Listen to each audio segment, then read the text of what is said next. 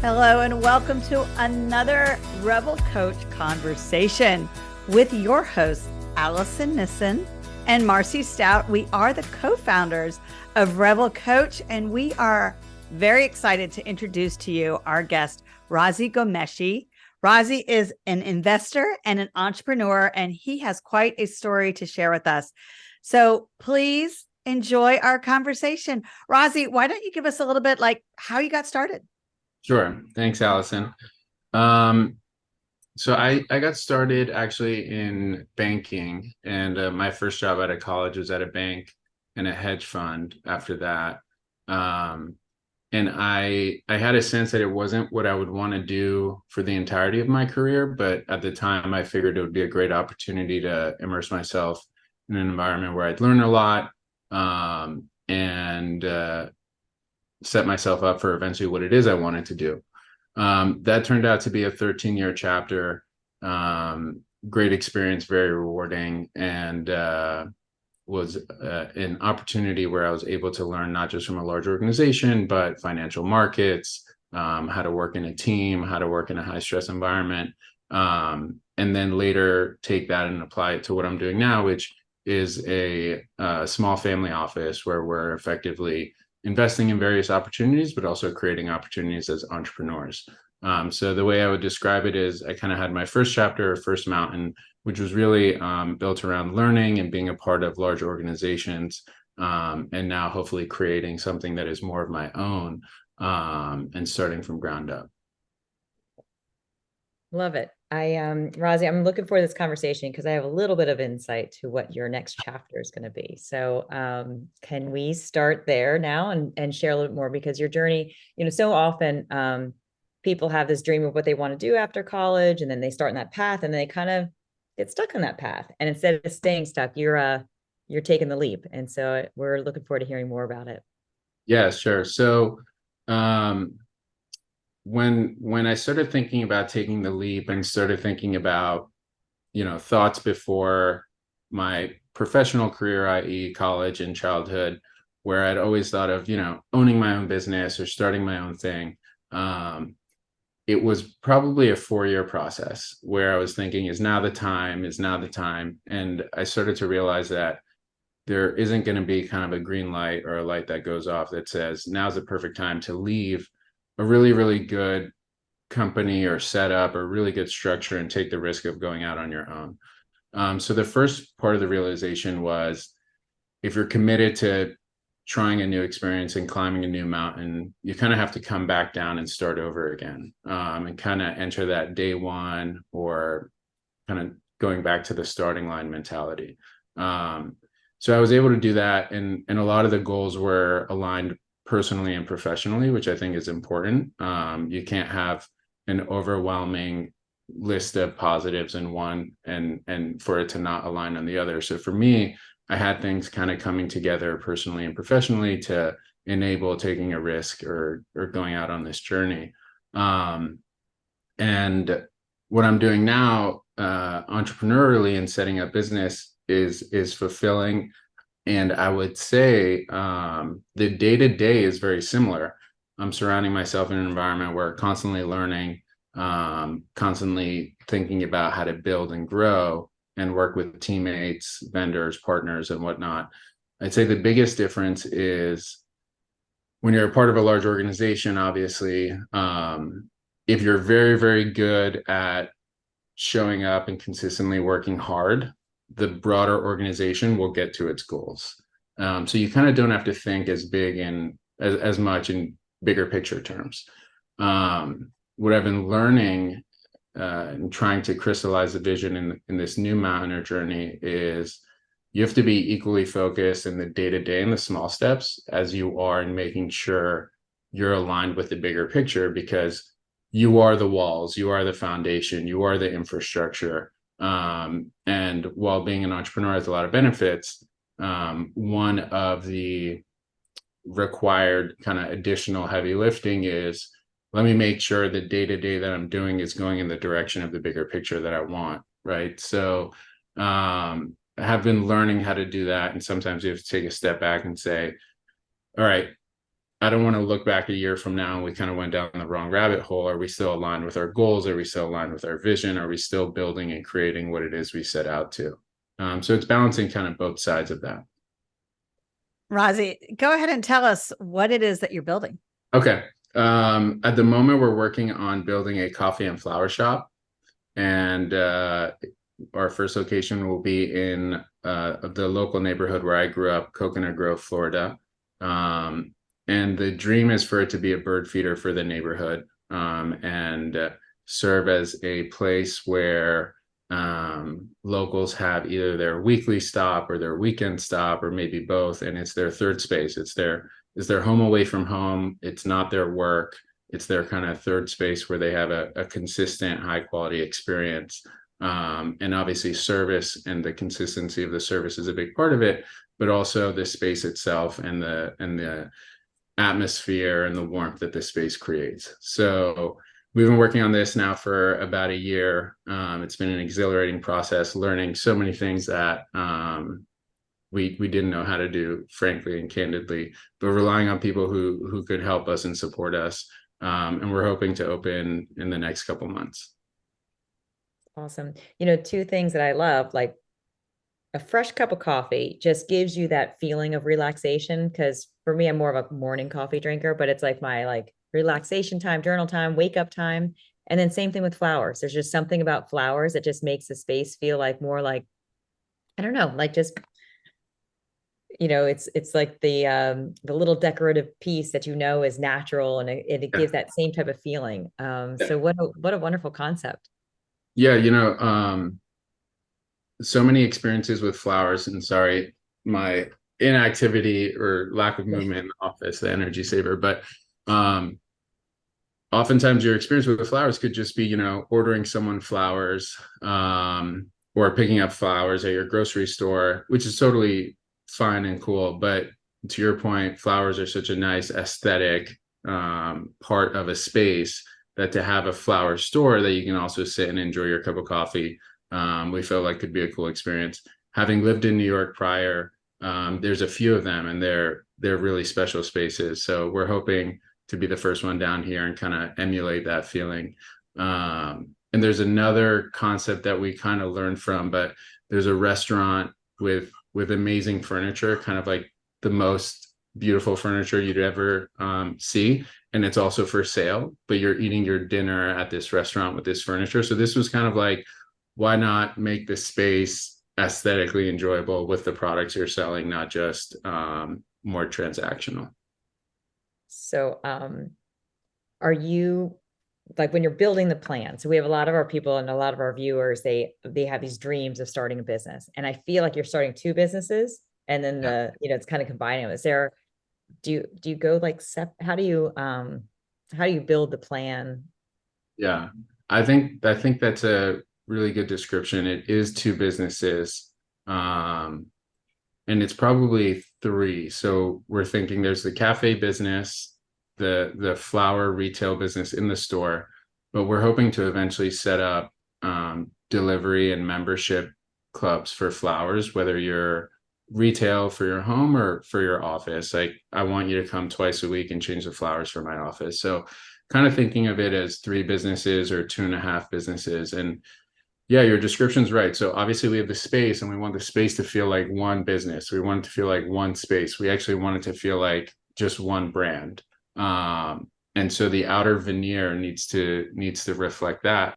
But on the inner workings, working with flower vendors and setting up relationships with flower vendors and all the pieces that come with that. And as far as building the space, the also infrastructure to refrigerate your flowers. You need to have different plumbing for when kind of the florist does their work and gets cleaned up, and the water and the mess and everything created. So that's from construction all the way to supplying, all the way to facing the customer, one set of employees, one process, one opening, one closing. And then the cafe is like a traditional coffee shop, and you're working with roasters, you're working with people who are trained as baristas, not florists. And then your vendors, you're buying customized cups, who they don't do anything in the flower industry. So It is two and a half businesses in one. And as a first time operator makes it that much more challenging. But it's been great to learn about. And I would say one of the biggest things I've been surprised about is how much you can learn about those industries while you're kind of building out the business as a first timer. So it's not something that I haven't scratched my head and said, I wish I studied this in college. Like the stuff's out there that you can learn, and the resources are there. Okay, Razzy, you said that you're sort of learning as you go. Do you think that okay, I don't want to call it naivete because you've obviously studied and you know what you're doing. But do you think that inexperience of having not run a coffee shop or a flower shop per se is giving you more creativity to be able to blend them in a unique manner that will elevate what you're doing because you're looking at everything from a brand new perspective? Yeah, I think I was listening to an interview with the founder of Spotify, and they asked him if he could do it all over again, what he would do differently. And he said, I wouldn't do it. And when he started Spotify in his early 20s, he had just come off building and selling a business, and he was looking for his next thing to do. And you mentioned the word naivete. He had no idea what he was getting into, and that's why he got into it.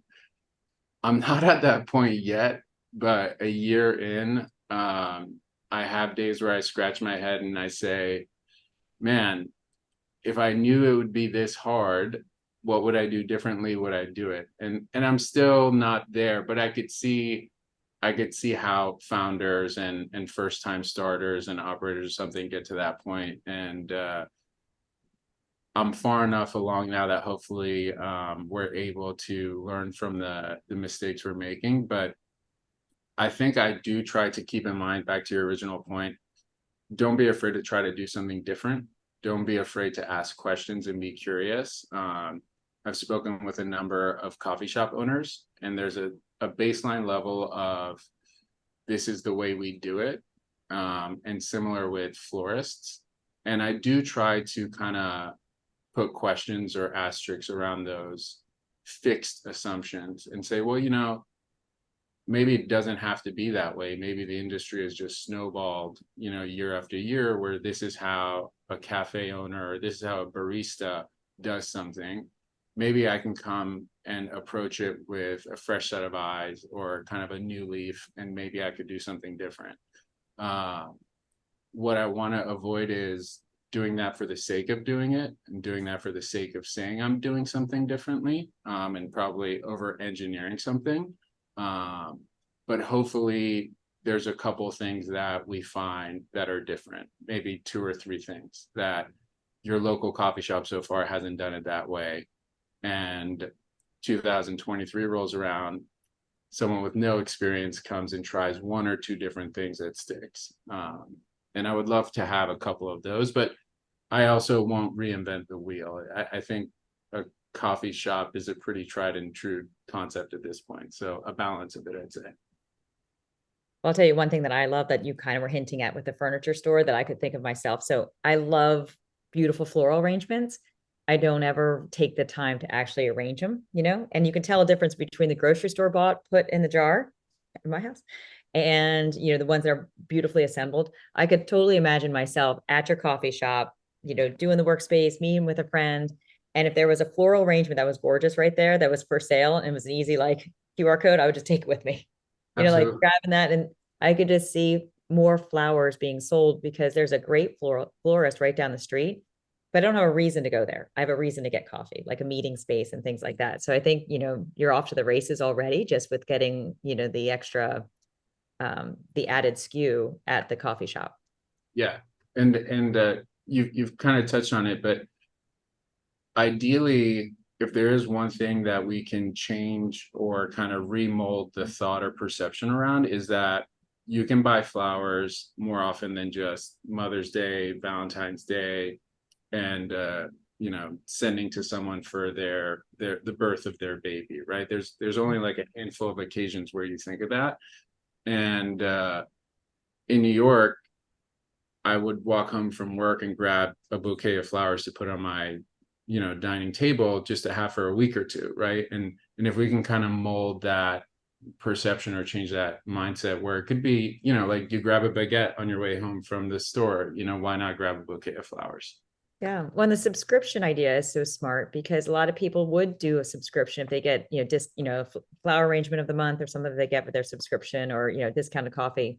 Because they always say when you're starting a business, there's selling the products and then there's subscriptions. And the subscriptions is just that predictable revenue that, is always something to look for. Yeah. Yeah. And I'll learn and be open to what the neighborhood wants. Certainly can't change desire pattern too much, but maybe if we let them know what's available, it'll be something they start to want. And that could be exciting where, whether you're a consumer at home or an office or a doctor's office, you're like, you know what, I would totally sign up once a month, twice a month to have fresh flowers brought and kind of recycled through our space. So we'll see. Yeah. And to Marcy's point, when they're beautifully arranged already, we bring home flowers from the grocery store every week or so. And I do an arrangement, but I'm not skilled at it. So, sometimes I'm propping them up with, trying to get branches to look the right way so that they, at least have some sort of shape and they're not just like in a giant cone shape sticking out of the vase. So I love that. And then of course, having a good cup of coffee is I just feel like this is just a beautiful way to start a day or end a day. I do a book club. We meet at a local coffee shop and it's open till like midnight. And it's really fun because they have like a gelato at nighttime. So you can go and people will get gelato and if they're not drinking coffee, and then we'll have a book club. Yeah. I hope we can create, that specialness and uniqueness of a space for the neighborhood. I think it would be we have to appreciate that everyone wants what that third space is to be a little bit different. So we have to create the space that you can come and have your unique moment, whether it's your 2 p.m. walk from the office to, get away from the desk, get away from the computer, or your 7 p.m. book club or your Saturday morning with the kids, whatever it may be. So it's our goal to create the space that invites that and consistently allows you to recreate that moment. And I think if we do it well on our end, customers will find what their moment is in the space. Well, I think we need a Revel retreat in Coconut Grove when you open. Yeah, we would love to have you guys. Yeah. So, Razzy, I'd love to ask one last question. Yeah. In terms of anybody that is about to start a business, your advice. So we definitely have a few of them. And the one that I'm holding on to is like, you already interviewed other coffee places and like that whole stay curious, like ask for, kind of what the standards are, but what are some like your top 3 things if you're starting a business? This is definitely some things, you recommend. I think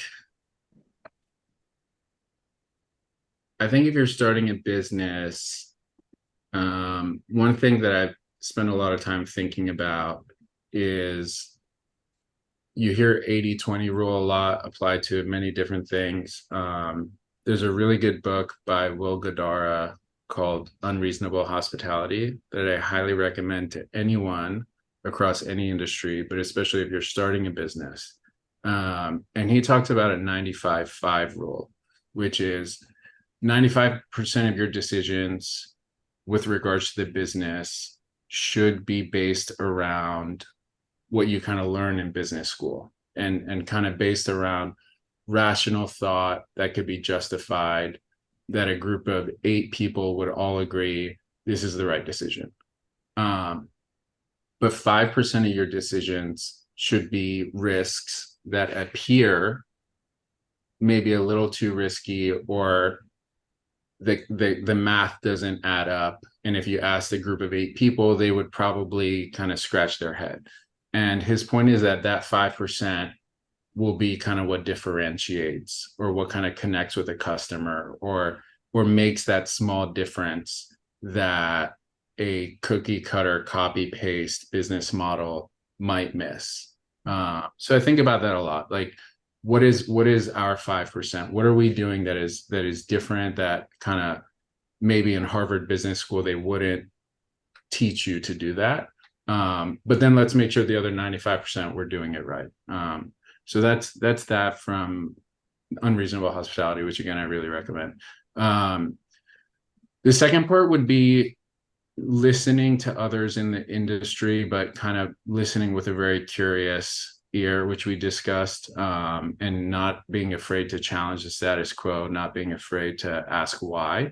And I think the third thing would be to have trust in the process of, if you show up and just do it and work hard every day and are able to string together a lot of small wins, or string together a lot of moments that don't even feel like wins, as an entrepreneur or a business starter, the collection of that effort will amount to something rewarding and big. And there will be a lot of days where you say, I feel like I've been at this for weeks or months. What have we gotten done? Have we gotten anything done? The answer is, remember, yes, you're stringing together a lot of small moments and a lot of small wins.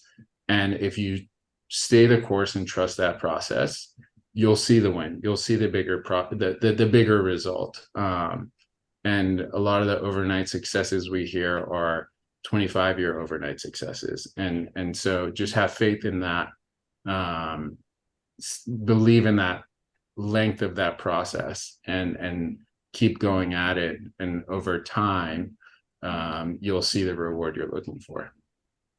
Fantastic. That's a perfect way to end this. And I am so grateful for this conversation, because I definitely feel like you're on that path of believing in what you're doing and doing something that's extra and special, and just curating an experience that's like no other. So thank you so much for sharing with us. If somebody wanted to get in touch with you to ask more questions or anything, anybody from community, is there a best way for somebody to reach out to you? Sure. Yeah. My email is Razzy, RAZZY, at Navi Miami, NAVI MIAMI.com. Navy's the name of our shop, and also the name of my mom, who's our florist. But yeah, feel free to reach out, Razzy at NavyMiami.com, and I'd love to connect. Wonderful. Well, thank you so much for everybody for joining us, and we look forward to having another Revel Coach conversation. Thank you, guys. Bye-bye. Revel Coach is a collaborative platform that builds leadership programs for entrepreneurs, coaches, executives, and authors. For more information, visit us at revelcoach.com and follow us on LinkedIn to never miss an update.